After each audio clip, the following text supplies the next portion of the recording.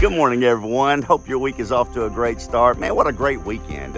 Wrap it up with the 4th of July and to be able to stay at home on Monday and enjoy some family time and maybe have a cookout. We've got some folks coming over. I'm excited about that, and so looking forward to the rest of the events today.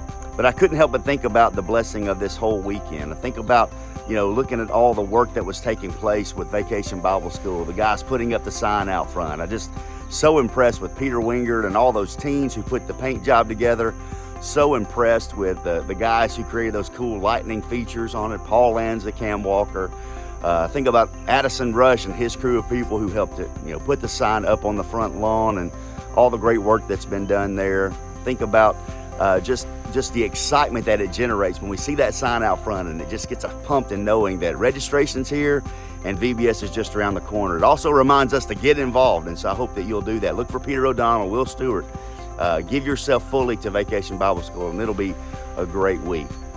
Also think about the great picnic we had Saturday night and just what Brian and Gina and their crew always do, and putting together great food and just a great environment. Such a fun event to be a part of and to enjoy that Christian fellowship, see the fireworks, and just be together. It's a great thing. But then I think about the great worship we had yesterday, talking about Esther, continuing a little bit of her story, and then also seeing the baptism of Marcus Bowen. I hope that you will take the time to get to know this young man, get to know his family, and let's do what we can to encourage him in his new walk in Christ. So in that sermon yesterday, talking about Esther, I think what we're discovering is we really want to get to the end of the story, right? We want to see exactly what God is going to do with Esther and how he's going to help the Jewish people, or what he's going to provide for them. And, it's just such a beautiful story of a orphan girl who becomes a queen, and there's a bad guy, there's a villain, and all these things. But I think what we really look at as we see this story, it's not like any kind of fable or anything. It's a real story where God is at work in the background. If there's one thing that we've talked about with this story, it's God being present all the time. And I think for a lot of us in our lives, we're looking for the end. We want to see what is the end of the story, and we want to hurry up and get there. But through this story, I think what is happening is God is teaching us that we need to be present in our moment, right in here in this time and in this place, and to recognize that God is working. He's using you right now.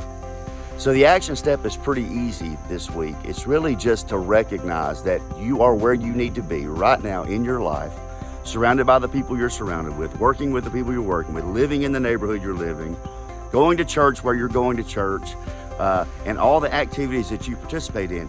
Each of those things is God's will in your life for you to work His will. And so I want you to think about where you are, all the people you're surrounded by, and ask God the question, what can I do to serve in this moment, here and now? And then I want you to take ownership of that place and time and that opportunity that stands before you. Listen, this is a great week. It's a good time for us to not worry about the future so much as we are worried about the present, living today for God, choosing to do what He needs us to do, and to be an influence in this world for good. I hope you're having a great day. Look forward to seeing you guys on Sunday, where we'll hear a little bit more of this story. Can't wait to see you guys. Have a great week.